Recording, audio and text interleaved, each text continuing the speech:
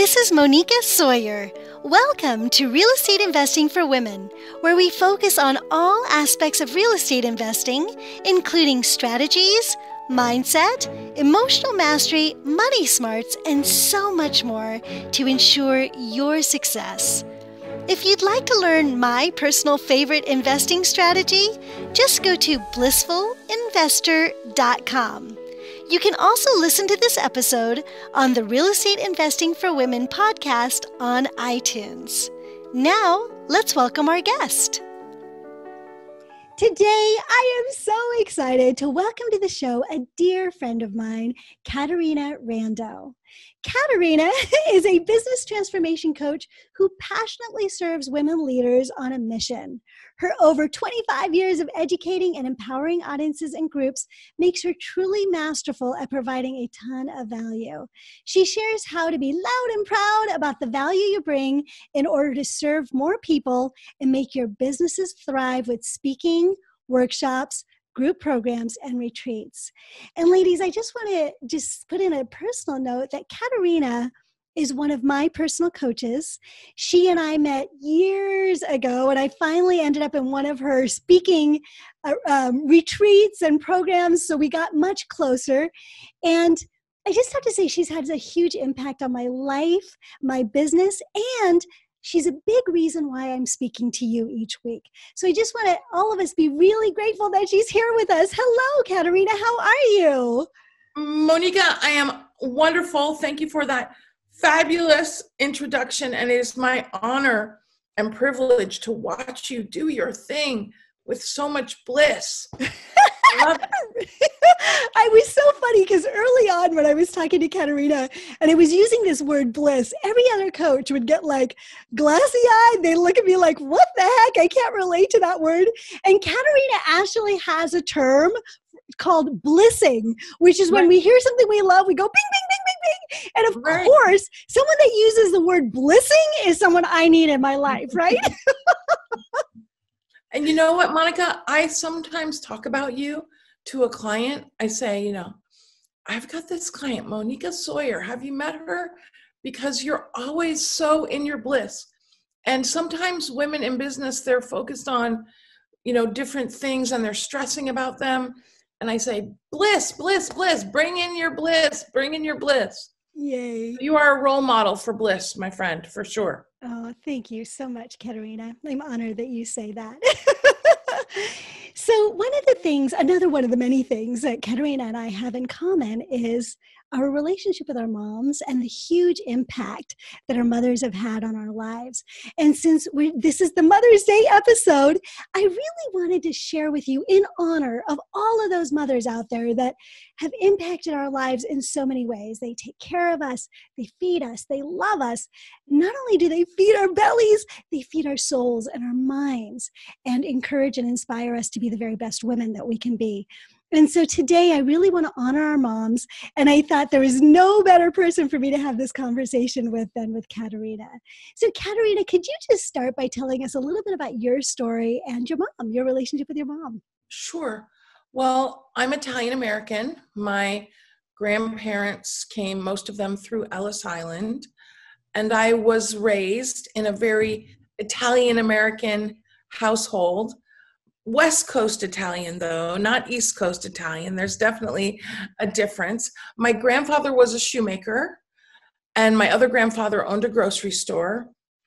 And my mother came from a home where education was really emphasized. My mother was the first person in her community to go to college, and she became a school teacher. And I share that because some of the things that you would think about your favorite school teacher definitely are present with my mom.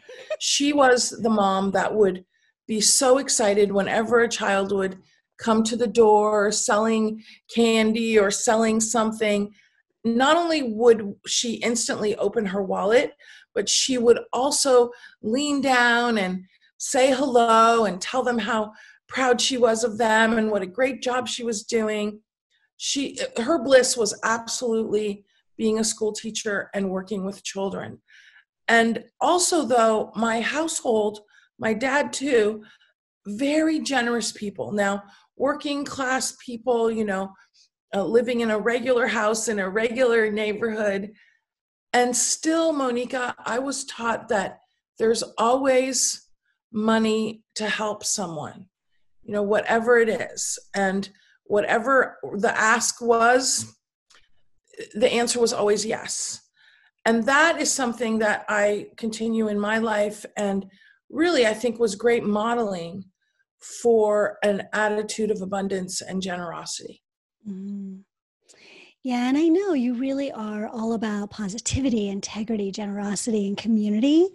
And I can see that came from your family. And one of the things that really strikes me, another thing that we kind of have in common, is this immigrant mindset, in a way that our parents came with deep cultural traditional roots of how family is supposed to look, and what mom looks like, and what dad looks like, and what family looks like, and what community looks like, right?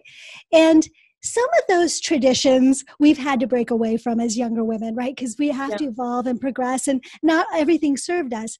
But some of that was so valuable in creating a foundation of love and stability, so that we could then step to the next step in our own power and our own strength. And no matter what tradition says, both your mom and my mom stepped into their power, regardless of what culture might have said, and sometimes because of what culture might have said. Wouldn't you say? Well, I would, one thing I want to say is that in my family, entrepreneurialism, and of course the immigrants, they didn't call it entrepreneurialism, but that's right. That's what immigrants did, right? They started businesses, and many of them started businesses because there was a lot of discrimination in the workforce, right? Mm-hmm. And of course, not just against immigrants, but as we know, also against women. Mm-hmm. And so, but in my household growing up, my dad had this phrase for my mom. He called it scheme of the week. Scheme of the week? The scheme of the week from my dad's perspective, scheme of the week, which was his term for whatever my mom's latest brilliant idea was. Okay. I'm not sure how I feel about that. Well, no, that's the thing. I mean, I call, and Monica, you've heard me talk about brilliant idea syndrome, right? Yes. That's like his perspective was kind of making fun of it. But from my perspective, I think it's awesome and amazing because it was her brilliant ideas. She wrote a children's book. She came up with this chocolate chips Italiano with a touch of Galliano. She started and she did it for many, many years, an Italian novelty business, like for all the Italian fairs around the country. She had hats and t-shirts and that she would sell wholesale. So she's had many ideas over the years. And of course, the most prolific and the most profitable was real estate, which I know we'll talk about. But the thing for me was that I always saw my mom having so much fun with her ideas. Like she never got an idea and just like left it at the idea stage. She would do it. She would write the book. She produced the cookies. She ran had the novelty business on the side. She didn't stay in the idea stage. And that's what a lot of people do with their ideas and their dreams, is they stay in the idea stage. Mm-hmm. Well, I'm so glad that, my mother never did that because, me, Monica, I'm all about action. And that comes from being raised in a household where it was a fun thing to pursue your ideas, not a scary thing. Yeah. So it wasn't a scary thing. Yeah. It's interesting because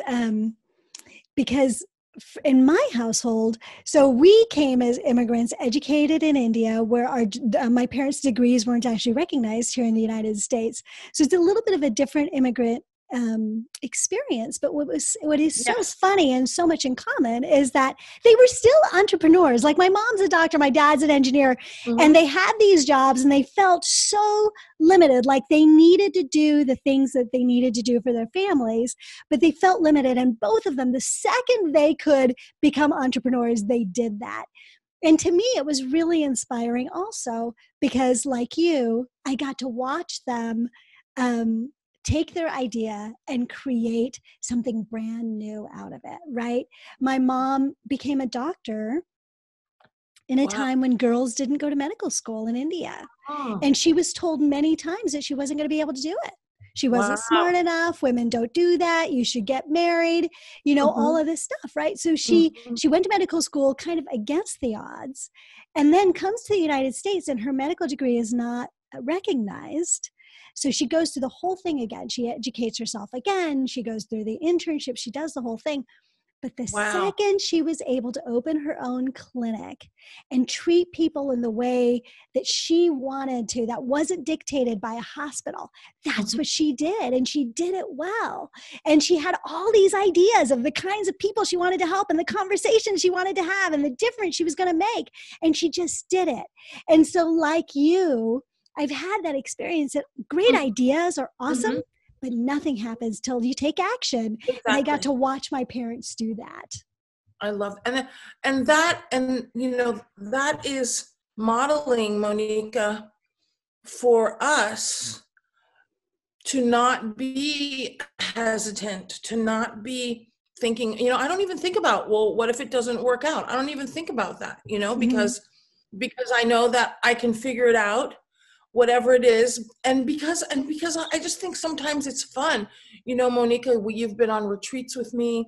And when I started retreats, it was like, hey, let's do a retreat. It wasn't so much a strategy for something as it was just a great idea to pursue. And that's the thing, it is fun to pursue your ideas and not be attached to a particular outcome. And in the process, of course, we learn a lot about ourselves and we grow tremendously. And I'm very grateful that that was my modeling growing up. Yeah, me too. Every once in Mhm. a while, someone will say to me, "You are just like your mother." And I'm like, I Mhm. know! Mhm. Yay!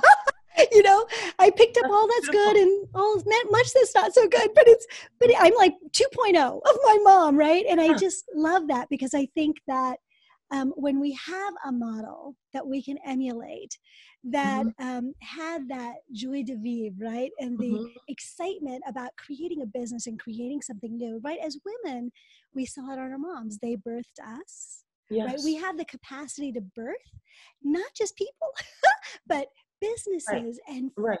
lives and full experiences, Mhm. right? Mhm.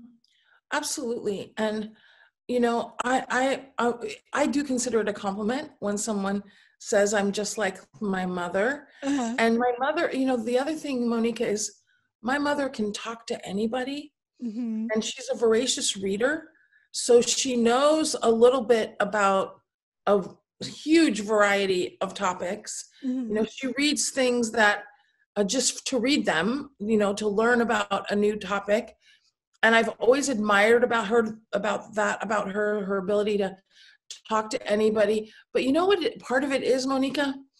It's the ability to like really listen and express that you're genuinely interested, because the truth is she is genuinely interested. Mm-hmm. And that's something else that I've learned from her. And so, yeah, I think it's great to be like our mothers. And of course, as you say, be creating our own path and be the 2.0 version. Yeah. So I know that a lot of your path around real estate started because of your mom. Could you tell me a little bit more about that? Yeah. Like what her experience was and Yes. Well, when my grandfather passed away, I'm not quite exactly sure, maybe 15 or 10. I'm not quite sure, when I was very young. And my grandfather left my mom the house that he lived in, which was like two flats, and he left her a triplex down the block. ooh, And okay. she has turned that into quite the empire of real estate by continuing to upgrade and leverage this one to buy that one and that one. And her, if I could share her real estate philosophy, she Yes. got two things. And I didn't discuss this with her, Monica, so there might be more. She doesn't know that I'm talking about her. But the first thing is that she likes to buy corners. Okay, for whatever reason, she likes to buy corners, and maybe there's maybe It's a very why. good idea. Okay. And Yeah. then the other thing is my mom, she's 88 now, but she never drove. Okay. She never had, I don't know if she ever had a license, but she never drove our whole life. And as a school teacher, she worked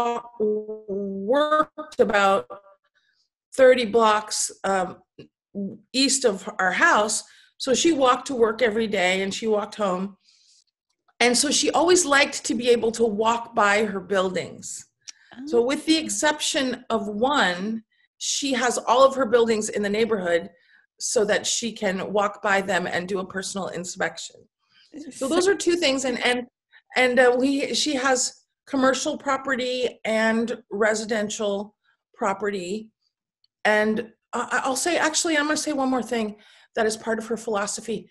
She always has her properties under market for rent. Yes. So whatever the rent is, she goes lower to ensure that she has a very high occupancy rate. And I can tell you that over the many years, she's had a very high occupancy rate. And then she does give everybody a gift at the beginning of the year. I'm not sure if it's Christmas or she's a very loving and customer care, heart-centered person. And that is reflected in her landlordship as well. Very cool. Yeah, those are all philosophies of my own, by the way. Mm. I'm not within 30 blocks for every property, and I certainly don't go walk by them and visit them very much. But I do like to keep them close in case there's something that comes up. I can drive, so close for me is like 15, 20-minute drive. How many properties did she end up leveraging those 3 flats into? Oh, I guess I probably should have counted before we started. Well, kind of a ballpark. It doesn't need to be. Yeah, I would say maybe 8. Nice. Okay. But some of them are very big buildings with lots of units. Okay. Some of them are the building that our center is in San Francisco. I actually own that with my mom. Mm-hmm. And then there's several other buildings with multiple units. There's one building with a bar and a restaurant in it. A couple of restaurants, actually one with some units and a restaurant. So there's a variety of multi-use properties and residential unit buildings. And she still has them all now? Yes. Does she manage them herself now? Okay, so for many years, Monica, my dad was the manager. Okay. Now my sister's boyfriend is the property manager. Okay. He's also a successful plumber, but he does this on the side. Got it. And it's really good because you do need support and you do need a good team. But for many years, my dad was the property manager. Got it. And that was going to be my next question. Did she have any support in this, or was she doing it all of her own? So that's great that your dad was really supporting her in that way. Mm-hmm. Did she have any mentors that taught her, or did she kind of just learn it from books or on her own? What was her journey like? No, not so much. I don't think she ever took a class, Monica. Mm-hmm. I think that she, and I don't think she ever had a mentor, which is very interesting. Mm-hmm. She figured it out.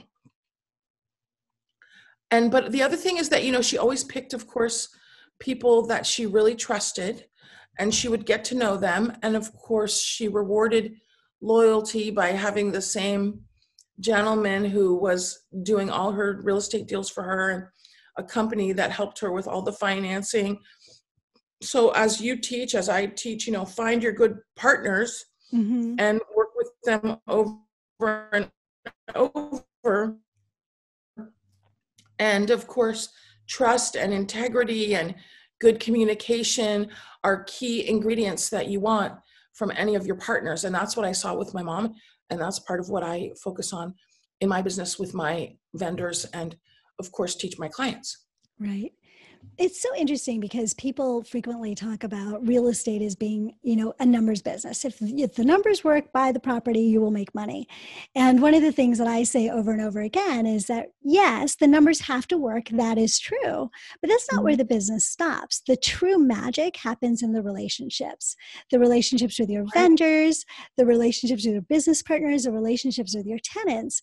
And I think one of the reasons women are so good at this is because we have an intuitive sense.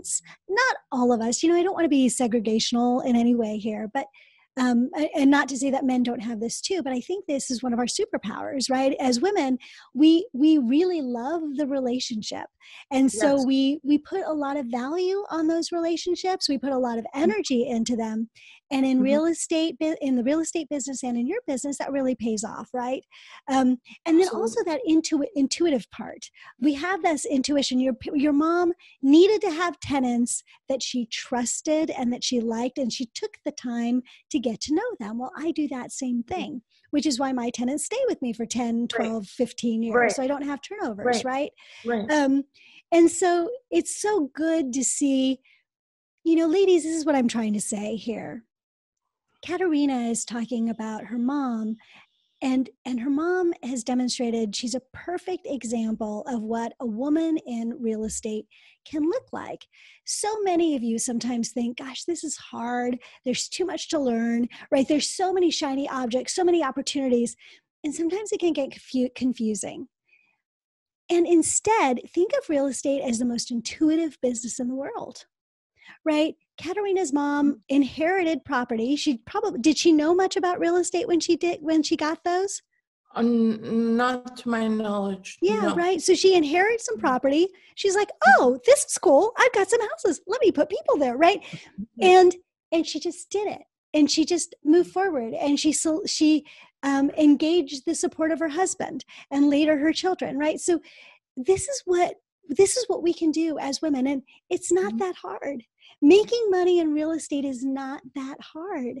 It can be, in fact, surprisingly simple. Not always easy. There are always challenges. Anything in life worth having is going to have challenges. That's where your bliss techniques come in, right? But notice how she just kind of flowed into it, the way women flow through our lives, right? If you open yourself to that. Would you agree with me on that? Well, I would say, that she really definitely flowed, Monica, but she really worked it. And what I mean by that is that often, she would find tenants herself. And because she walked in the neighborhood, she would use the neighborhood. And if she liked somebody, she would say, do you know somebody?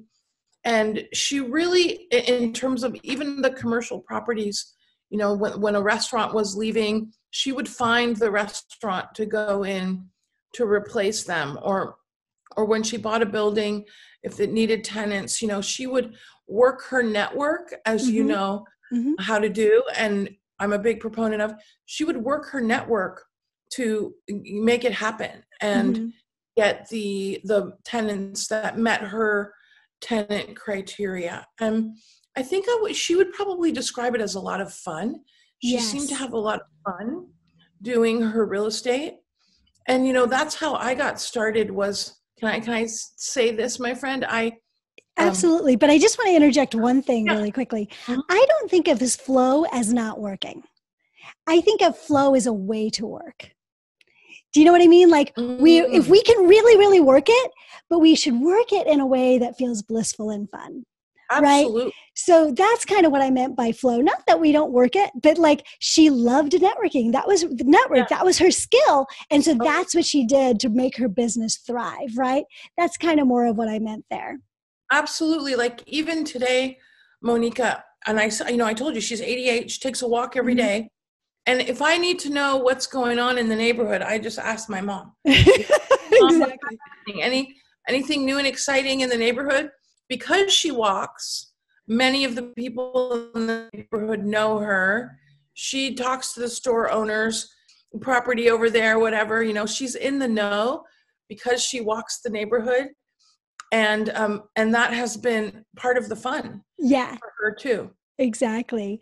And I'm sorry I cut you off, Caterina. What were you going to say next? No, I was just going to say that, part of the in watching my mom do her thing and loving it for so many years, I one day was someplace with a friend and we played the cash flow game. Yes. And I came home to my mom and I said, Mom, I want to be a real estate mogul like you.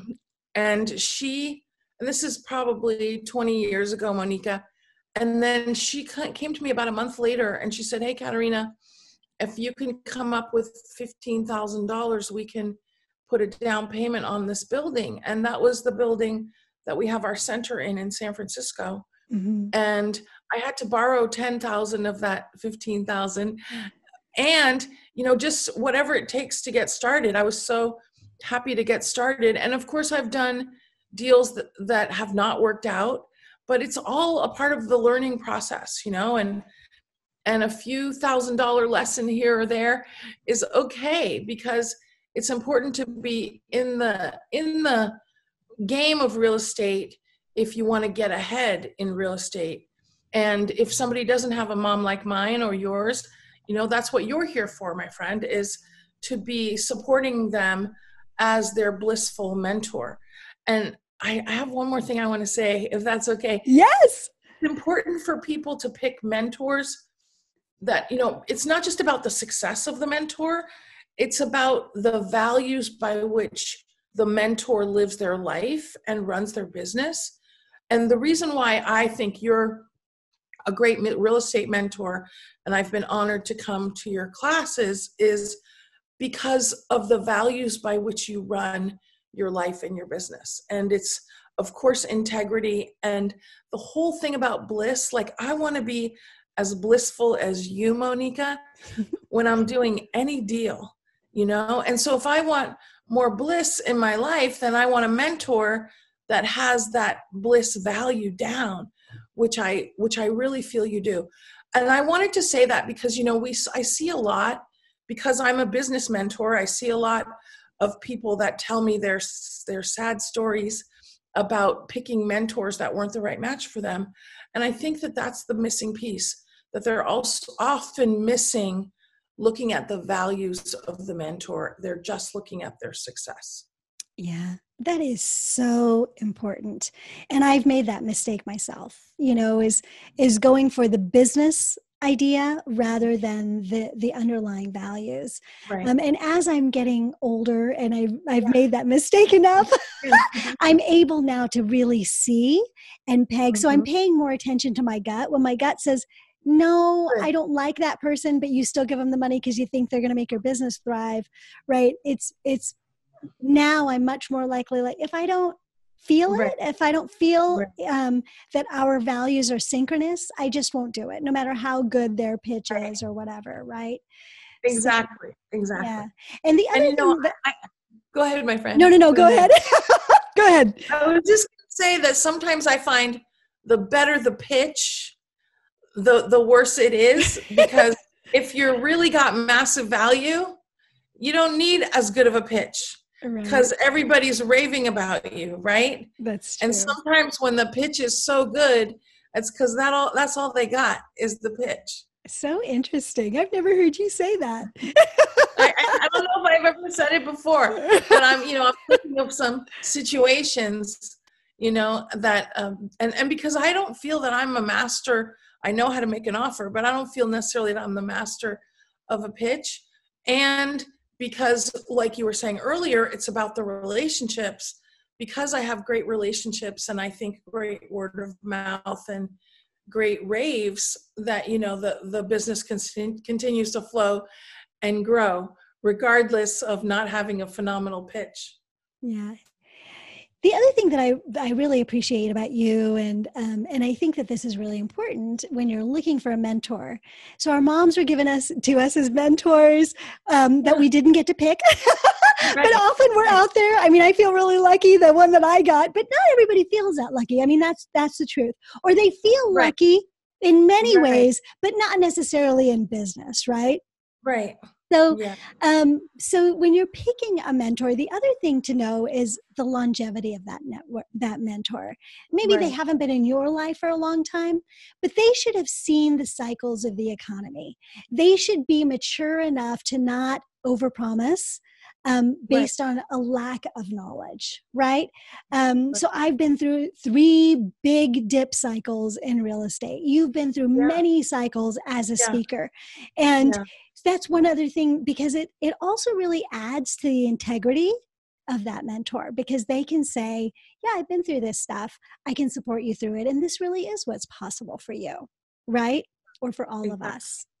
Exactly. And it is the job, I feel, of mentors to hold a bigger vision for their clients than they hold for Absolutely. themselves also. And the other thing, Monica, which I think you're very good at, not think, I know you're very good at, people don't understand often the value of some encouragement. Mm-hmm. A little encouragement from someone you respect can be volumes and massive support for people. And that's also, it's not just about the skills and the super tips. It is about our mentors genuinely caring about us, like our moms, of course, did, throwing in some love, like our moms, of course, did, and that encouragement, just like, my mom and my father, always super encouraging of me with anything. And so then I do feel like, hey, I can do whatever I want to do. And I do feel like, hey, if it doesn't work out, that's okay, because I'll be fine. A lot of that encouragement that we need, even as adults, is very important, and from a mentor, but also to recognize that we can create it for ourselves, but it's even better when it comes from someone we respect and admire.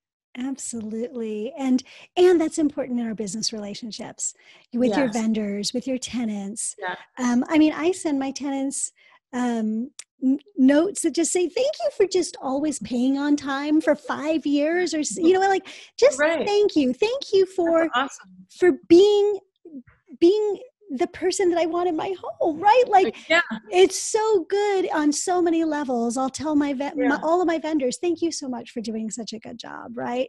That's So great. it shows up everywhere, and that is that love that we've seen from our Right. Right. moms, right? Right. So we've only got a few more minutes. Could you give us maybe one tip, one strategy, one piece of advice you'd like to leave all the ladies with on this Mother's Day? Episode. Well, of course, one of the things is, if your mom is still around, make sure that you're expressing your gratitude to her, not only on Mother's Day, but on a regular basis. I never have a conversation with my mother or father that doesn't end with "I love you." Mm-hmm. I always look for the things to appreciate and to articulate them. And I thank them many times for their love and support over my 55 years. And even though I've thanked them about that many, many times, I continue to do it, because Monica, none of us can have too much love and acknowledgement in our life. And because my parents are older, I think as people get older, it's even more important that they are reminded of how amazing they are and of the amazing things that they have done. And that's what I would say. There's never enough love, acknowledgement, hugs, etc.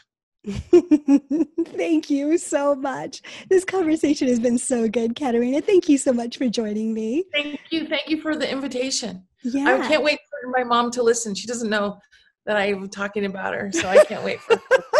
You'll have to tell me what she says, okay? Ladies, thank you so much for joining Caterina and I on this special Mother's Day episode. So nice to have you here. You know how much I appreciate you, and I look forward to seeing you next time. And until then, remember, goals without action are just dreams. So get out there, take action, and create the life your heart deeply desires. I'll see you next time. Bye. I hope you enjoyed today's show. If you'd like to download my favorite investing strategy, just go to blissfulinvestor.com. See you next time.